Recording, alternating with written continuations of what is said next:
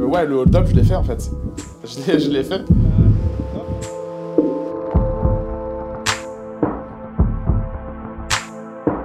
Donc là, j'ai juste eu le temps de me dire « Ah putain !» Et puis bam, je me suis écrasé. On a quand même eu le sentiment d'avoir un caillou dans la chaussure. Il n'y a pas de miracle le dimanche, quoi. C'est pas parce que t'as un tatouage que ça va te donner des super pouvoirs, tu vois.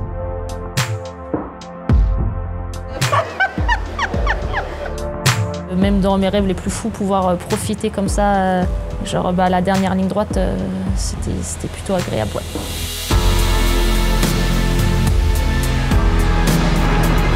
Allez, on y est!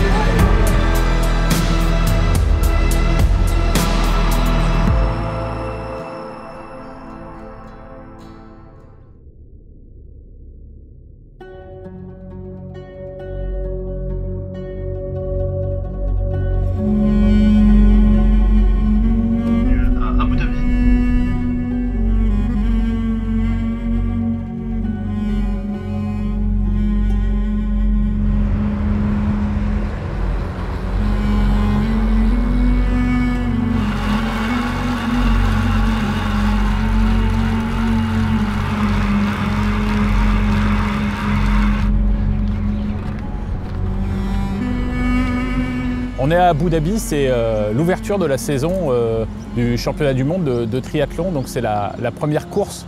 Alors on est un petit peu tôt dans la saison, on est au mois de mars, donc ça va être une prise de repère, c'est un peu le lancement de cette saison, donc les athlètes ont déjà fait une très grosse préparation hivernale et du coup ils arrivent sur cette course en recherche de repères avec l'envie de pouvoir remettre un dossard.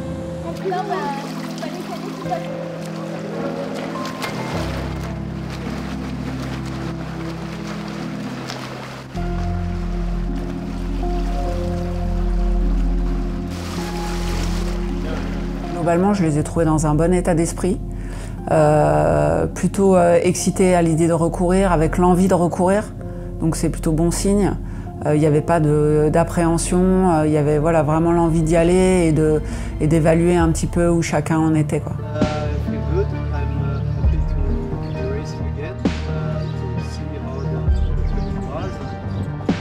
J'essaye de dire la vérité. Comme ça, je me mets pas de pression, je dis juste ce que je pense, même si c'est peut-être moins intéressant pour eux.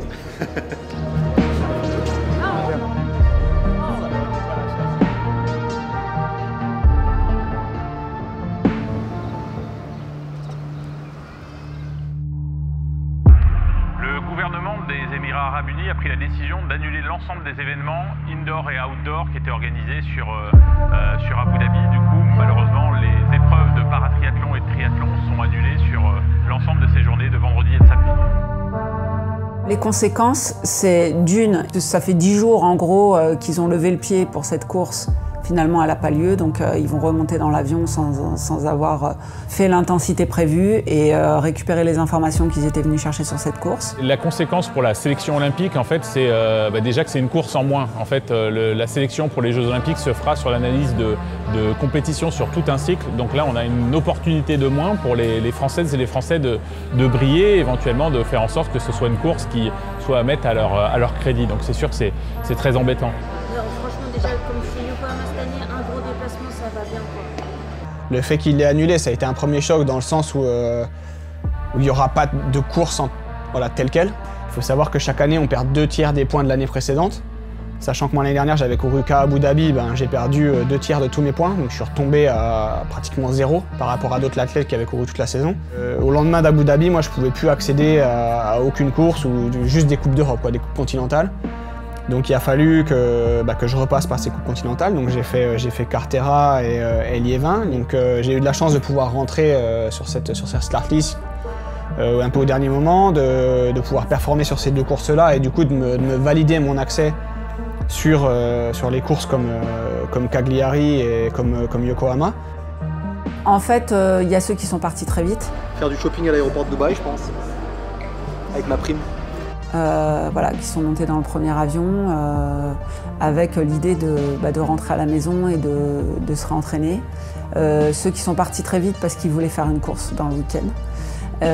Et ceux qui ont préféré rester ici posés, s'entraîner, prendre l'avion comme il était prévu, et puis rentrer, repartir sur un cycle d'entraînement, et puis voir comment réorganiser le calendrier. Donc voilà, ça a permis aussi de se poser, de réfléchir ensemble à comment réorganiser le calendrier et voilà, comment envisager les prochaines semaines.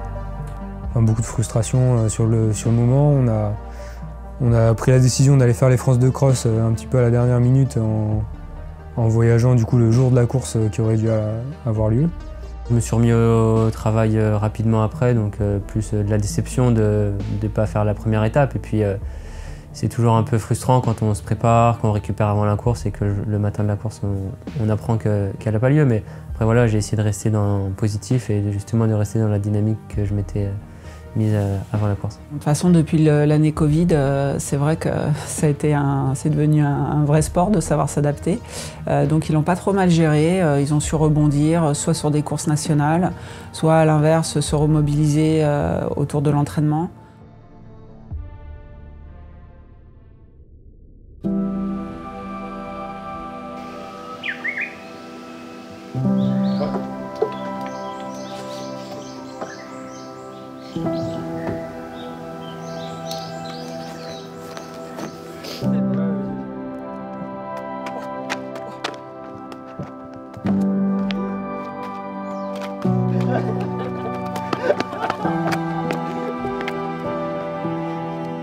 J'ai bien fait d'arrêter.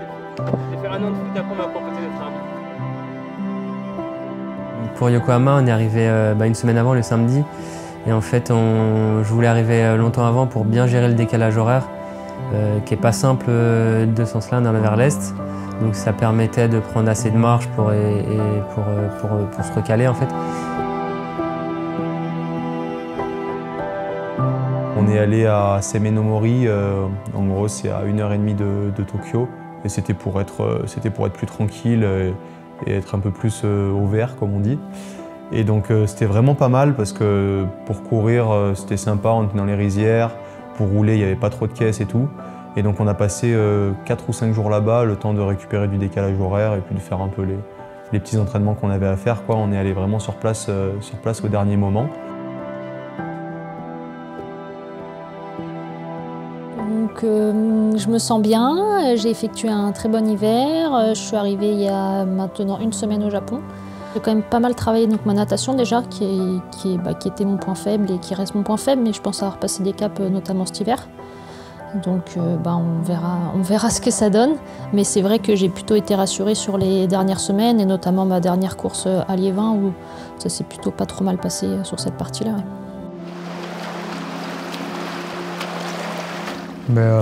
Je me sens un petit peu comme avant Abu Dhabi en fait, au début de la saison. Parce que c'est un peu la première course du championnat du monde, de la série. Même si j'ai couru à Valence il y a quelques semaines, j'ai l'impression de faire ma rentrée des classes de ma spécialité quoi, demain. Donc voilà, il y a la petite part d'inconnu, l'envie d'y aller enfin, et puis de lancer la saison, quoi. Donc plutôt de l'excitation qui monte. Donc j'ai vraiment bien aimé cette période et je me sentais vraiment bien. Donc quand on est arrivé à Yoko, j'étais déter de courir, ultra optimiste et tout.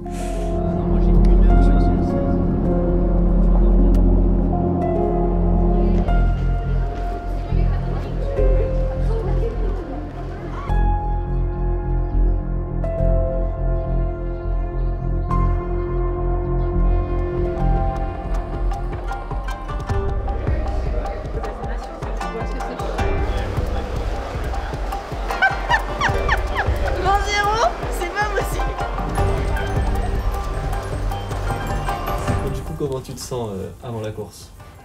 Plutôt bien, je suis très contente d'être ici à Yokohama et j'ai vraiment hâte de faire la course.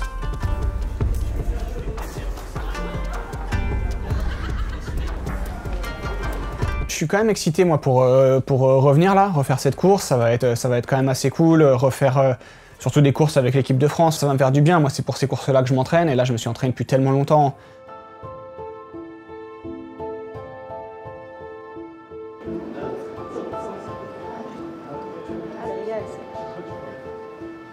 C'est quand même sympa de se dire que j'ai quand même le dossard numéro 1.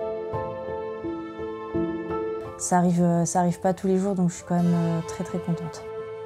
There will not be so much race before Paris, and I thought it was important to race and to get some rhythm and see where I am after the winter. So.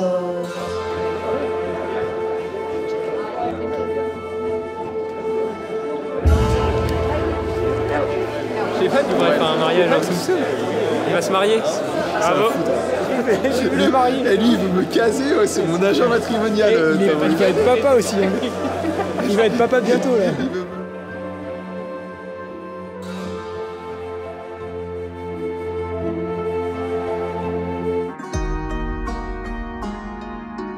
C'est premier court de distance de la saison. Avant-dernier court de distance avant les Jeux, puisqu'il n'y en aura que 2 à courir. Donc l'enjeu pour les athlètes, c'est voir un peu où ils en sont et évaluer aussi la concurrence, même si à Yokohama, c'est pas là où elle sera la plus importante. Pour autant, eux, ça sera les premiers repères sportifs sur ce format-là de la saison.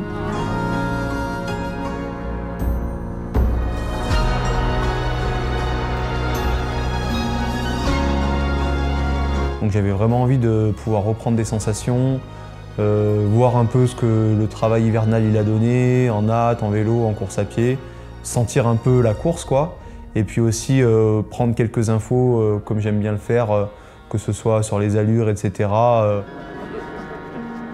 fait, il faut que tu arrives à savoir en fonction de là où elle se met, à pas te retrouver sur le moment et puis savoir. Tu la mettre comme il faut, histoire que ça t'arrache pas. Elles visent cette bouée, donc en fait elles vont toutes vers là, tu vois. Donc tu as la voie libre, mais par contre, il faut qu'au niveau de ta respi, tu sois OK avec le fait que par contre, faut que tu tournes là au repérage, genre, regardez bien l'angle au passage des bouées. Elle est pas dans la suite.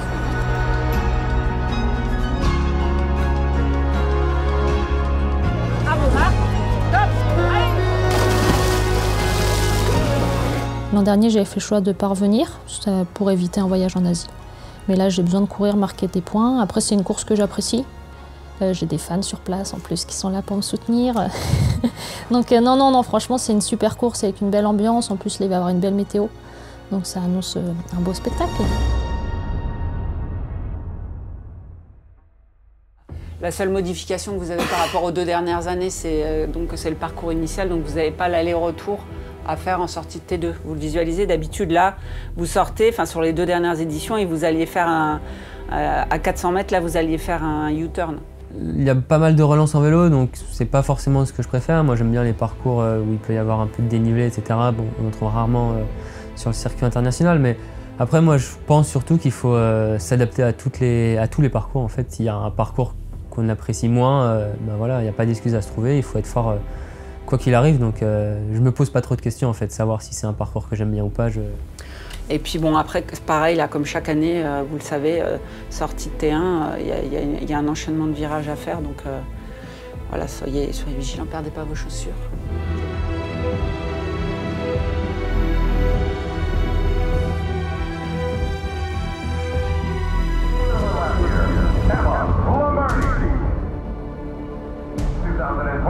World Triathlon Champion, Dorian Conner.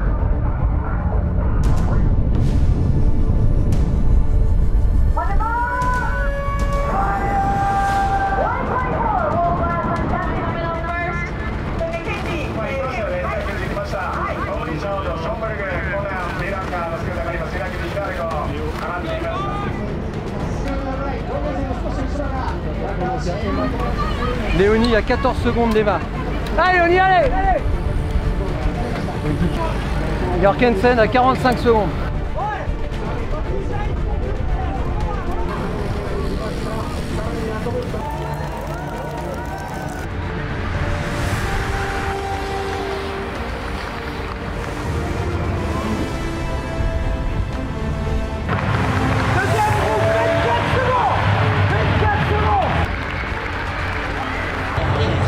Ils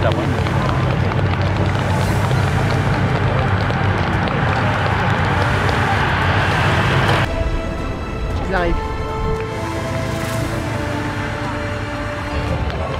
Oh putain. 30 secondes. 30 secondes. Moi, je sentais que ça devenait de plus en plus nerveux. En fait, au fur et à mesure des tours, on avait 9 boucles en vélo. Et on s'est fait rejoindre peut-être au bout de 3 ou 4 tours. Donc on était un gros groupe de 50. Les Français, on était quand même très alertes, donc on était beaucoup à l'avant. Quand on finit l'avant-dernier tour, je me dis bon bah allez voilà, le plus dur il est fait. Maintenant il faut rentrer safe au parc à vélo.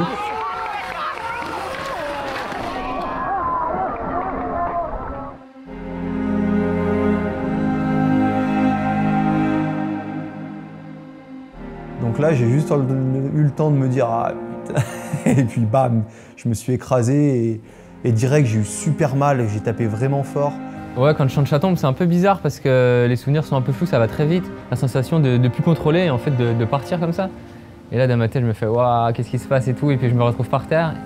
Et là, j'entends voilà, direct des mecs qui se touchent et tout de suite le bruit du carbone qui tombe, c'est ultra reconnaissable quand on a déjà entendu des chutes. C'est vraiment un truc qui te marque.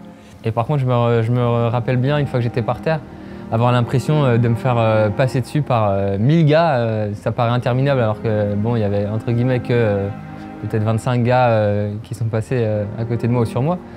Vu que j'ai pas glissé, j'ai vraiment tapé, l'impact il m'a tellement séché que j'ai vraiment eu mal directement. En plus j'ai la jambe qui a été prise dans le vélo, ça m'a tordu la jambe. Enfin ouais, une douleur qui te...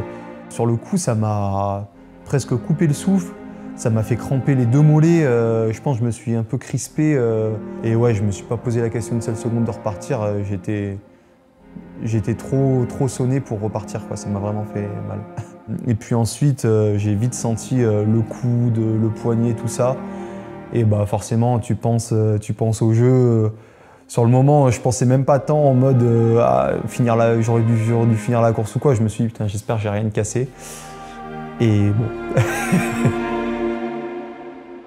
Les plus grosses lésions étaient pour Dorian avec malheureusement une fracture du col du radius au coude et non déplacé, une fracture impaction du col du radius et une fracture du corps du scaphoïde au niveau du poignet.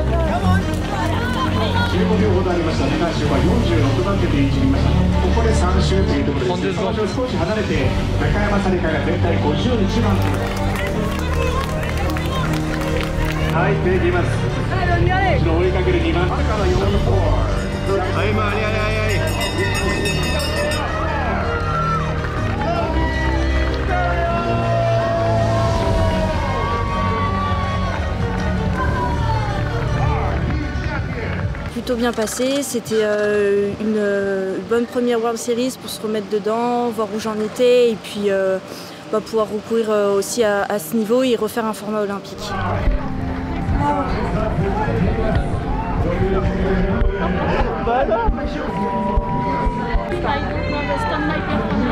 On voit ce qui se passe. Je m'attendais pas à un tel scénario en fait. C'était plutôt pour ça que je disais je comprends pas. Parce que oui déjà en soi j'avais jamais gagné, ça reste ma première victoire. Et c'est surtout pas de cette manière quoi. Je comprenais pas trop ce qui se passait. Et au fur et à mesure des tours, on m'a annoncé les écarts qui faisaient qu'augmenter. Donc c'est vrai que même dans mes rêves les plus fous, pouvoir profiter comme ça, la dernière ligne droite, c'était plutôt agréable. Ouais.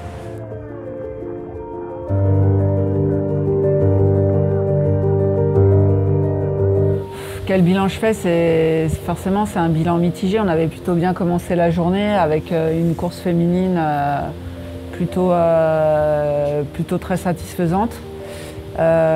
Et puis après, bah voilà, la course des garçons n'a pas forcément commencé comme on l'aurait aimé parce qu'il n'y a pas eu l'échappée qu'on aurait aimé, en tout cas la dynamique sur l'avant de la course qu'on aurait aimé. Et puis bah voilà, quand ensuite les garçons se retrouvent à 50 à vélo, on sait que sur ces parcours-là, ça peut être dangereux. Et puis bon, bah, est arrivé ce qui n'était pas arrivé depuis bien longtemps, une chute qui engage quand même pas mal de coureurs. Donc c'est jamais agréable de repartir d'une course avec des gars abîmés qui n'ont pas fini la course en plus sur une année olympique. Ouais, c'est un petit peu gâché la fête, quoi. The run, he was every time also before the corner going in front, and the bike as well. Like I can see if you take 1, 2, 3 places, but he goes like.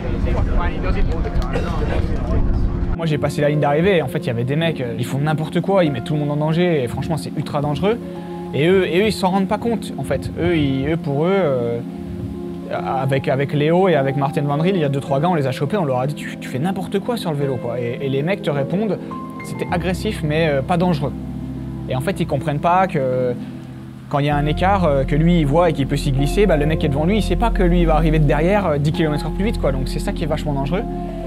Et puis voilà, pour moi, quand t'as un mec comme Léo qui a été champion du monde ou un mec comme Van Riel qui fait 4 au jeu, il vient te voir et il te dit t'es trop agressif sur le vélo, calme-toi, tu l'écoutes quoi. Mais maintenant c'est terminé quoi. C'était un peu compliqué de faire les examens au Japon, tout ça, donc en fait le mardi matin, j'étais chez le docteur, j'ai fait radio, IRM, échographie, la totale. Alors, il a repris, on va dire, progressivement certaines parties des entraînements de façon adaptée, notamment le vélo sur home trainer, la course à pied. Il va déjà dans l'eau, mais pour l'instant sans trop utiliser le poignet. Le plus long à récupérer, ça va être le vélo sur route. Et donc avec les appuis, les vibrations, les chocs sur la route. Et ça, on comptait approximativement 6 semaines. Ce qui est assez admirable, je trouve, c'est la façon dont il gère l'incident et sa capacité à se projeter tout de suite sur un autre plan, un plan B en fait, à rester positif, à rester dedans, à ne pas se démobiliser. Sur la partie mentale, je l'ai assez bien vécu, dans le sens, alors forcément j'aurais préféré que ça n'arrive pas, mais dans le sens où c'était pas de ma faute, je pouvais rien y faire. J'ai direct remis la tête, voilà, j'ai pris la période de réflexion pour voir ce que je pouvais faire et remis la tête dans le guidon en mode ok, c'est ça le mieux à faire, bah, tu le fais, tu te poses pas de questions. Et donc je pense que c'est ça aussi qui m'a permis d'être positif directement et voilà que tout se passe bien quoi.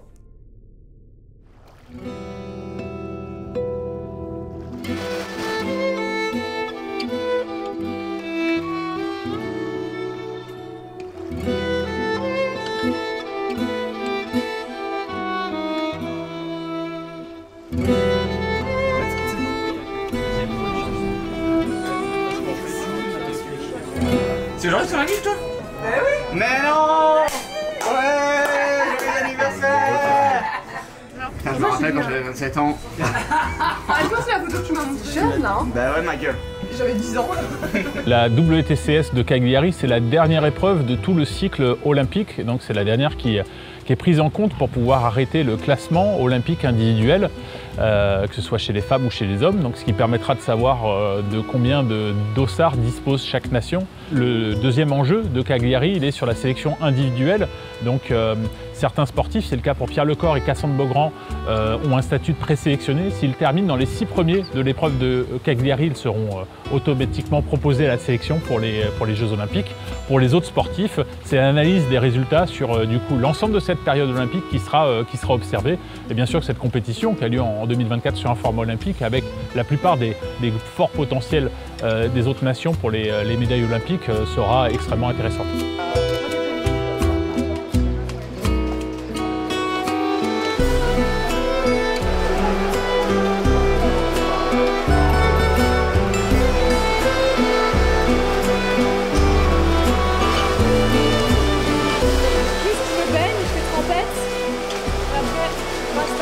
J'ai eu un long hiver, parce que j'ai que couru à Cartera du coup, donc j'attends de voir où j'en suis un petit peu sur la scène internationale, on va dire. J'ai trouvé que l'année dernière c'était pas trop mal, justement dans mon planning j'avais voulu plus courir en Europe et limiter les voyages et les jet lag, etc., enfin les longs voyages. Parce que je sais que ça coûte aussi au bout d'un moment dans la saison, donc pour moi le plus gros objectif c'est les Jeux de Paris et du coup dans cette optique-là je me disais j'ai envie justement de pas faire de voyages coûteux et justement de maximiser ma récup, etc. et l'entraînement ici. Donc je reste le plus possible en Europe. Hop.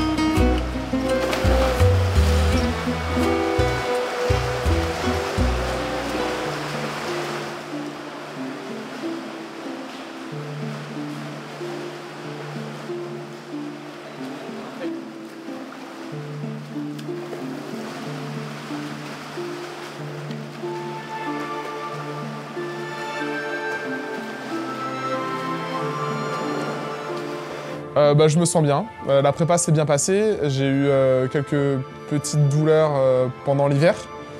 Ça n'a pas été très long à chaque fois, mais voilà, il fallait prendre le temps parce que l'objectif, ça reste d'être compétitif aux Jeux Olympiques. Ça a toujours été mon but cette année, donc c'est pas forcément de me qualifier, c'est d'être performant aux Jeux Olympiques et dans ces cas-là, il faut faire des choix et donc du coup, c'est pour ça que j'ai voulu retarder en fait mon entrée en lice sur la WTCS pour prendre le temps de bien faire toutes les phases d'entraînement.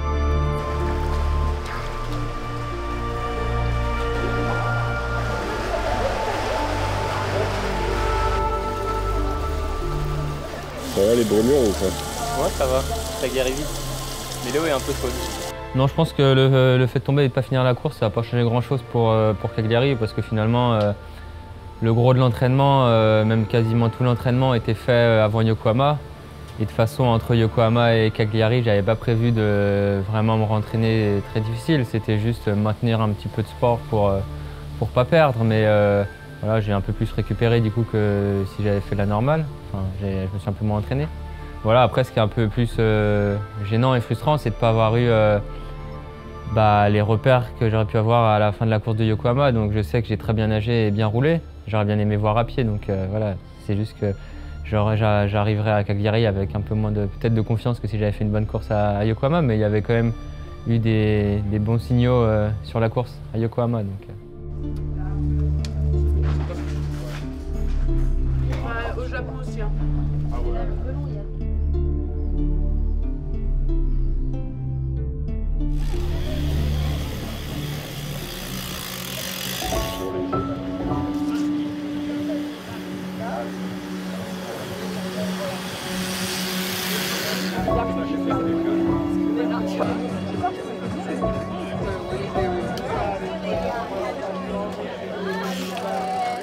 J'ai le sentiment qu'ils le vivent comme une WTCS. Il n'y a pas non plus, je veux dire, c'est pas la course qui va faire qu'un couperet va tomber. Voilà, c'est une course qui vient s'ajouter à toutes les courses qui ont été courues sur les 2 dernières années. Alors certes, Pierre, lui, il peut aller chercher un critère de confirmation sur cette course, mais après, pour tous les autres, ça reste une course qui doit être dans la dynamique du reste et sur laquelle, de toute façon, ils doivent montrer un bon niveau de performance. Tu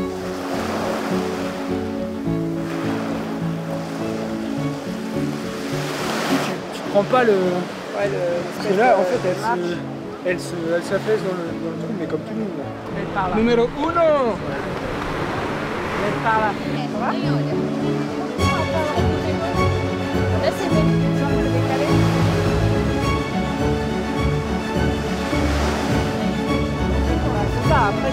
Number 42 from Great Britain, Tokyo 2020 Olympic silver medalist and mixed relay, gold medalist Alex Yee. Number 43 from France, Pierre Lecor. Number 44 from Germany, Tim Henrik.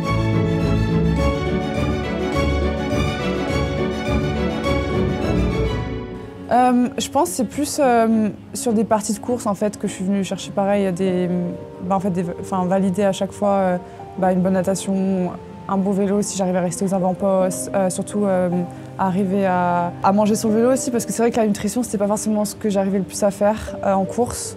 Donc en fait c'est juste des petites parties comme ça que je suis venue valider parce que je sais qu'après ça me permettra globalement de faire une bonne course si j'arrive à valider chaque petite étape de ma course.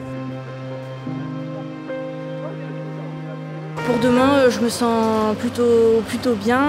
J'ai hâte de courir. C'est un endroit que j'affectionne particulièrement. C'est là où j'ai fait mon premier podium en World Series. Et c'est une course qui s'est pour le moment toujours bien passée. Donc j'ai vraiment hâte de courir demain.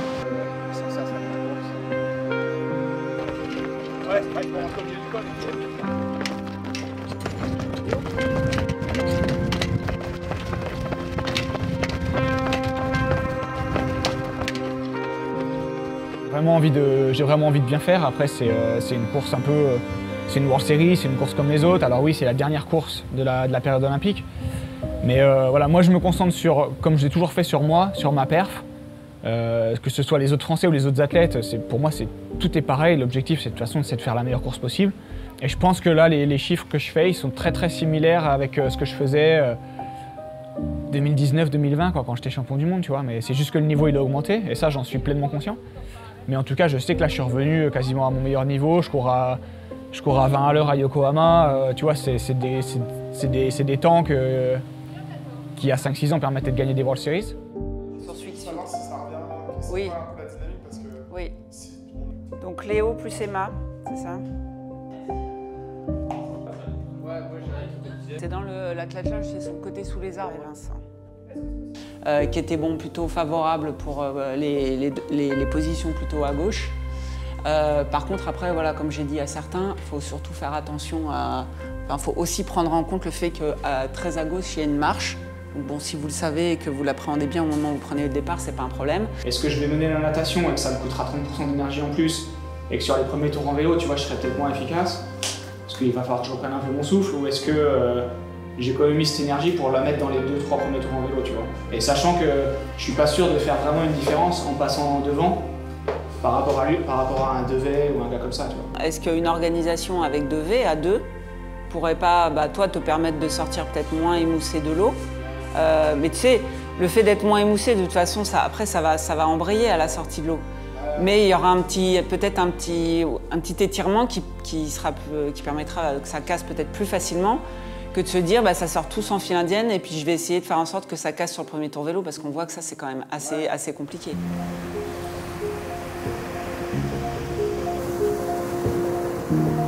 Ouais, non, c'est sûr qu'une course pour valider un critère, ça met toujours plus de pression.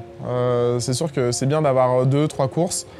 Aux Jeux Olympiques, on n'aura qu'une course, finalement. Donc on n'aura pas d'autre choix que d'être bon, d'être performant. Et c'est ce que j'essaie de me dire depuis l'an passé, c'est que en fait, à chaque fois, il faut scorer. Ça a plutôt pas mal marché l'an passé. Là, j'ai tout fait bien. Je pense qu'à l'entraînement, j'ai pu faire tout ce que je voulais faire. En termes de récupération et d'état de forme, on va dire, aujourd'hui, je me sens bien. Donc j'ai pu récupérer en fait de mon entraînement. Après, voilà, le jour de la course, c'est différent, c'est d'autres attentes. Franchement, la veille, je m'étais dit, ouais, c'est bon, je regarde pas. Même si je suis toujours curieux de voir ce qui va se faire, et je m'étais dit, non, je regarde pas et tout, j'ai trop envie d'y être, ça va me faire trop mal et tout. Et quand j'étais dans mon canapé à regarder la télé, et puis quand j'ai vu que c'était l'heure du départ de la course, au final, j'ai allumé les courses et j'ai regardé les 2 courses à mes femmes.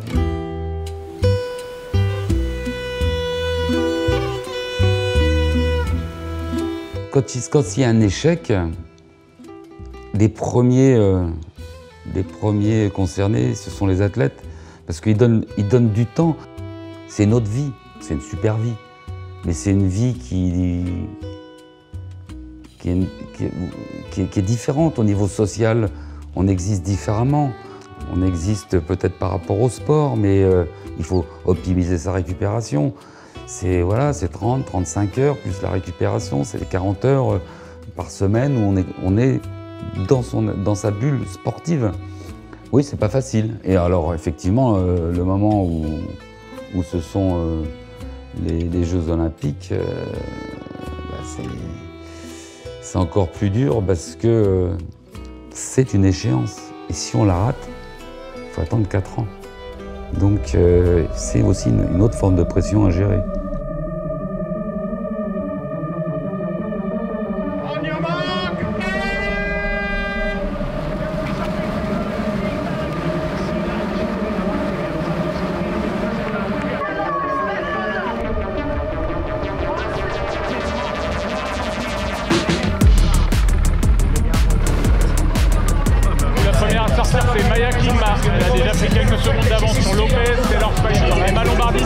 7e à 6 secondes juste derrière Beth Potter, puis en 8e place, 10e place pour Cassandre.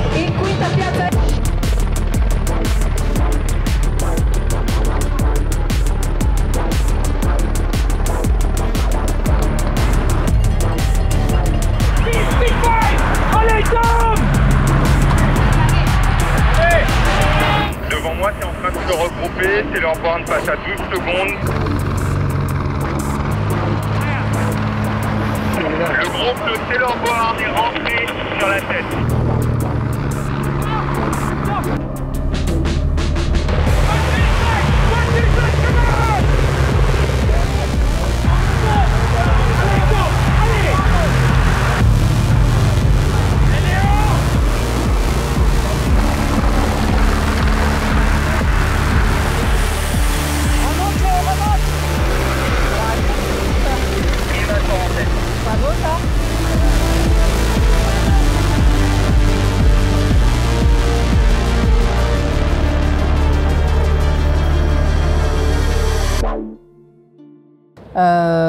Un bilan mitigé.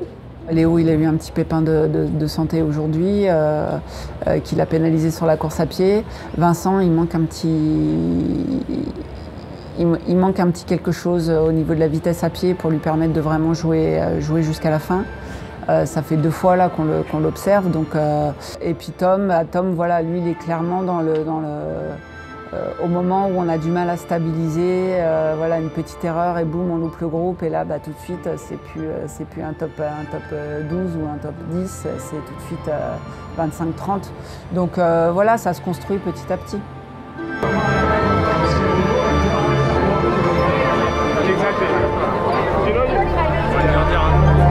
Pierre fait un critère de confirmation, donc Pierre avait fait le choix de faire l'impasse sur Yokohama. Et là, voilà, comme il l'a fait l'an dernier, en fait, il est venu sur une course sèche à Cagliari et il a su répondre présent. Donc, il vient confirmer ce qu'il a montré déjà l'année dernière.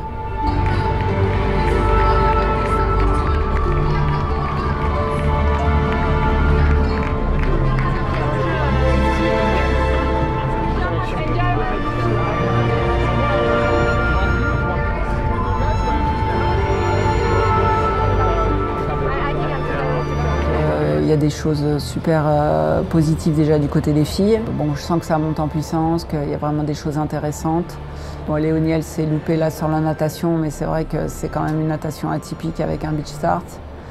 Mais globalement, elle a montré à Yokohama qu'elle était en forme et Emma a répondu présente sur les 2 courses, avec l'enchaînement de ces 2 courses qui est quand même pas évident. Et puis Cassandre, aujourd'hui, voilà, bon, même s'il y a encore des petites choses à peaufiner, on va dire. Je suis contente de voir qu'elle a été capable de se battre jusqu'au bout et de ne pas lâcher.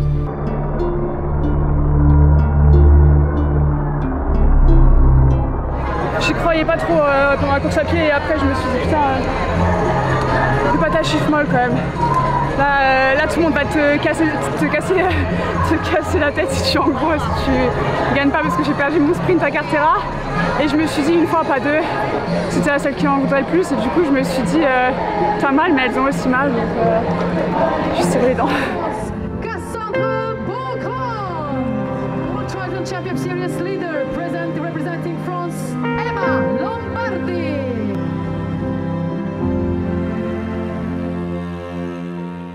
Je pense que j'ai montré ce que j'avais à montrer l'an passé. À Yokohama, j'ai pas fini la course, mais rien que ce soit natation, vélo, au moins j'ai pu montrer que, a priori, j'avais le même état de forme que l'an passé. Donc je pense qu'ils savent de quoi je suis capable. Il y a toutes les données qu'ils ont recoupées sur les 2 dernières années. Donc voilà, après effectivement, j'imagine que comme moi, ils se posent la question de comment je vais revenir, à quelle vitesse je vais pouvoir revenir en état de forme, etc. Je pense que quand on analyse de façon un peu pragmatique, on voit que vu tout ce que je peux déjà faire à moins de 2 semaines après la chute, d'un point de vue du niveau, ça ne devrait pas trop me pénaliser, enfin ça ne devrait même pas me pénaliser du tout. Donc je me dis que voilà, il n'y a pas de raison qu'ils doutent de mon niveau. Après, je suis aussi bien conscient que le fait d'avoir une chute, une fracture, forcément, ça va les faire se questionner sur c'est ça, ma capacité à être performant et à décrocher une médaille au jeu. Donc je suis impatient d'être le 5 pour être fixé sur mon sort. Mais je me dis qu'en tout cas, j'ai montré ce que j'avais à montrer et dans tous les cas, j'aurais pas de regrets dans le sens où j'ai fait tout ce que je pouvais faire et je pense l'avoir plutôt bien fait, quoi. Donc voilà. Là, je suis... Enfin, il y a trop d'émotions qui se mêlent en moi parce qu'en plus, voilà, ça a été des longues années. Tu vois, j'ai encore le goût amer de Tokyo où finalement, j'ai pas été sélectionné. Donc, tu vois, je repense un peu à tout ça et à tous ces moments très difficiles où en fait, t'es tout seul en fait face. T'as beau avoir du soutien, t'es finalement tout seul dans ton projet parce que bah, quand tu dois aller t'entraîner, t'es tout seul et voilà, ouais, j'ai pas trop de mots. Mon rêve olympique, il a tenu quand même pendant 1 an et demi, voire 2 ans sur un fil. Et de pouvoir le remplir, mais enfin, je suis trop content, je suis trop heureux parce que je le dois qu'à moi-même et à mes proches. Et bah, je suis ravi de remplir ces critères. Pour moi, ça a été assez difficile. Je pense que ça a été le cas pour tout le monde, que ce soit les garçons ou les filles. Et peut-être plus pour les garçons parce qu'on était quand même 5 pour 3 places. Et la densité, elle est hyper élevée. Et en tous les cas, je voulais déjà remercier les gars d'avoir un état d'esprit qui était au top pendant toute cette phase de qualification.